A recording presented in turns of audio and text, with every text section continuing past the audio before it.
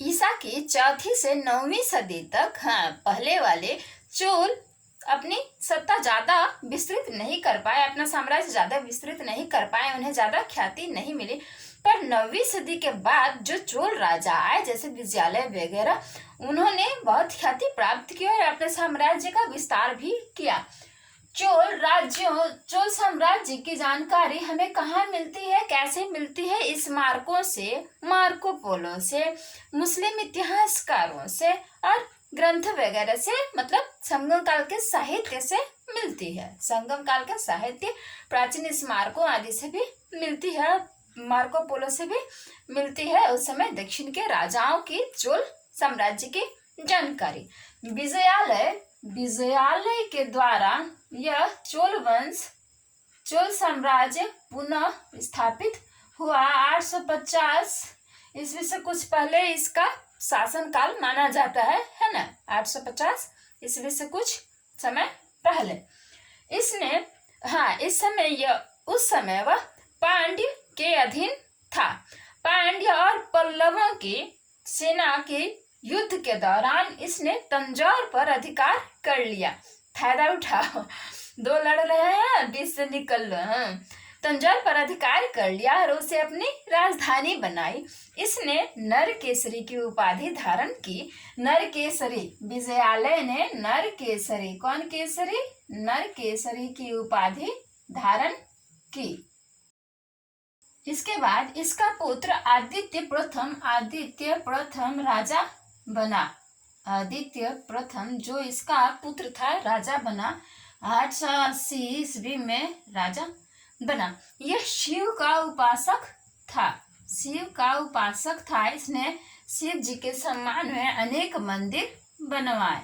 अब शिव उपासक है तो मंदिर बनवाए गए, भक्ति जो है। इसने पल्लव राजा, ये पल्लवों के अधीन था जब इसने तंजौर पर अधिकार किया आक्रमण करके। इसने पल्लव राजा अपराजित को पराजित किया। किसको? अपराजित को पराजित किया और परांतक वीरनयन को भी पराजित किया। दोनों पल्लव राजा थे। इसने कृष्ण द्वितीय की पुत्री से विवाह किया। किससे? कृष्ण द्वितीय, कृष्ण से नहीं, कृष्ण द्वितीय की पुत्री से इसने विवाह किया। इससे एक पुत्र उत्पन्न हुआ, अनार देव के जगह कनार देव। ठीक है, याद हो जाएगा। कनार देव पुत्र उत्पन्न हुआ। इसने कोदंड राम की उपाधि धारण की। इसने कोदंड, कौन देगा? कोदंड राम की उपाधि धारण की। शिव उपासक था। कृष्ण द्वितीय की पुत्री से विवाह किया और कोदंड राम की उपाधि धारण की। प्रथम के बाद आदित्य प्रथम के बाद परांतक प्रथम की बारी आती है। परांतक प्रथम की बारी आती है 907 से 955 ईस्वी तक, जिसका शासनकाल माना जाता है। यह सर्वोच्च शासक माना गया है, वह बहुत श्रेष्ठ था। इसने राष्ट्रकूट राजा कृष्ण द्वितीय, जिसकी पुत्री से इसने विवाह किया था, कृष्ण द्वितीय को बल्लाल क्षेत्र में हराया।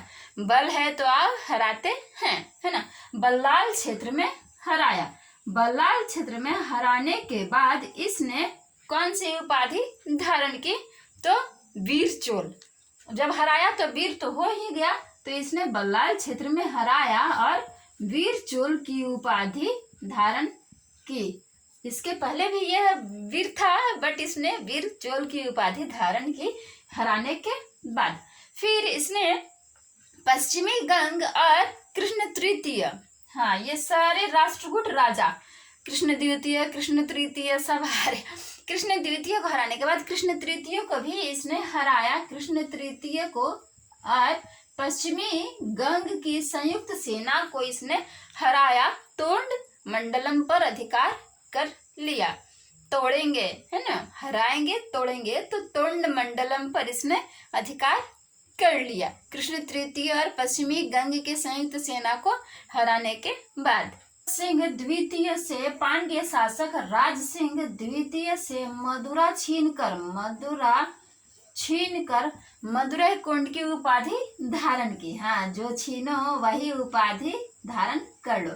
मदुरै कोंड की उपाधि धारण की। इसने सिंघली शासक कश्यप पंचम, वो पल्लव शासक राज सिंह द्वितीय और सिंघली शासक कश्यप पंचम को दोनों की संयुक्त सेना को दोनों की संयुक्त मिलकर के आओ संयुक्त सेना को बेल्लूर के, वो बल्लाल था, ये बेल्लूर है, ठीक है, ये बल्लाल था और इन्हें कहाँ हराया, तो बेल्लूर के स्थान पर हरा करके कौन सी उपाधि धारण की, संग्राम राघव की उपाधि धारण की। संग्राम राघव की उपाधि धारण की, दोनों को हरा करके। तकोल्लम का युद्ध महत्वपूर्ण युद्ध हुआ परांतक के काल में। अभी परांतक की ही चर्चा चल रही है। परांतक के शासन काल में तकोल्लम का युद्ध हुआ, जिसमें परांतक हार गया कि किससे, कृष्ण तृतीय से। कृष्ण तृतीय कौन, राष्ट्रकूट राजा, जो 949 ईस्वी में अर्काट जिले में हुई थी। 949 ईस्वी में अर्काट जिले में हुई थी। और इसमें और एक क्षति हुई, परांतक प्रथम का ज्येष्ठ पुत्र इस युद्ध में मारा गया। परांतक प्रथम का ज्येष्ठ पुत्र तकोल्लम के युद्ध में मारा गया। नाम लिख दें, तकोल्लम। तकोल्लम का युद्ध हुआ था अर्काट जिले में, जिसमें परांतक हार गया, जिसे इसने हराया था और तुंड मंडलम पर अधिकार किया था। इसके बाद परांतक प्रथम के बाद किसका जिक्र आता है, राज प्रथम का जिक्र आता है। 985 से 1044 तक 1044 तक उसका शासनकाल रहा, राज प्रथम का। इसका वास्तविक नाम 985 से 1044 तक इसका शासनकाल रहा। इसका वास्तविक नाम अरिमोली वर्मन था। अरिमोली वर्मन इसका वास्तविक नाम था। इसने रक्त एवं लौह की नीति का अनुसरण किया और राज की उपाधि धारण की। राज की उपाधि धारण की अरिमोली वर्मन ने। इसकी कुछ अन्य उपाधियां हैं, मुम्माडी चोलदेव। कौन सा, मुम्माडी, अम्मा दे मुम्माडी चोलदेव, ठीक है। राजा श्रय, सब लिखने लगेंगे तो आप ही लोग थक जाओगे। मुम्माडी चोलदेव, राजा श्रय, चोल मारतंड खर और चोल नारायण। हाँ, मौज कर दी बेटे। शिवपाद शेखर और चोल नारायण, ये सारी उपाधियां उसने धारण की। त्रिवेंद्रम के निकट इसने चेरों की नौसेना को नष्ट किया। त्रिवेंद्रम के निकट, कहाँ, त्रिवेंद्रम के निकट चेरों की नौसेना को नष्ट किया और चेरों की नौसेना को नष्ट कर दिया। और इसने अमर भुजंग, कौन भुजंग, अमर भुजंग पांड्य को बंदी बना लिया। मदुरा पर विजय हासिल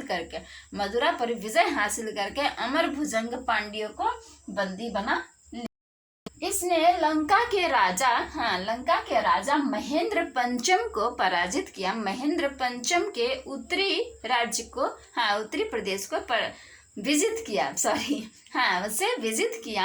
और पुलुन्नुरुआ, कौन रोया, तो पुलुन्नुरुआ में राजधानी स्थापित की और उसका नाम खुद से जगन्नाथ मंगलम रखा। जगन्नाथ मंगलम रखा। 999 में इसने पश्चिमी गंगों को पराजित किया।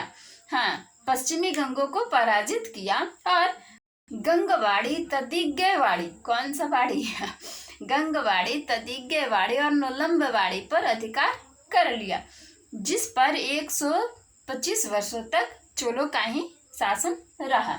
गंगवाड़ी, तदिग्गेवाड़ी और नोलम्बवाड़ी पर अधिकार कर लिया। चोल सेना ने पश्चिमी चालुक्यों के राज्य को नष्ट किया। पश्चिमी चालुक्यों को पराजित किया चोल सेना ने। और इसने वर्मा को सिंहासन हासिल करने में मदद की। शक्ति वर्मा को सिंहासन हासिल करने में मदद की। इसके छोटे भाई से, शक्ति वर्मा के छोटे भाई से अपनी पुत्री का विवाह कराया। शक्ति वर्मा के छोटे भाई से अपनी पुत्री का विवाह कराया। इसने यानी राजराज प्रथम ने कलिंग और मालदीव द्वीपों पर भी विजय प्राप्त की। कलिंग और मालदीव द्वीपों पर भी विजय प्राप्त की राजराज प्रथम ने। आंध्र नरेश, आंध्र राजा इसके अधीनस्थ मित्र थे। आंध्र नरेश इसके अधीनस्थ मित्र थे। शैलेंद्र नरेश श्रीमार विजयोतुंग, कौन तुंग, श्रीमार विजयोतुंग द्वारा निर्मित, श्रीमार विजयोतुंग द्वारा निर्मित चूड़ामणि बौद्ध विहार, चूड़ामणि बौद्ध विहार को इसने आर्थिक सहायता प्रदान की राजराज प्रथम।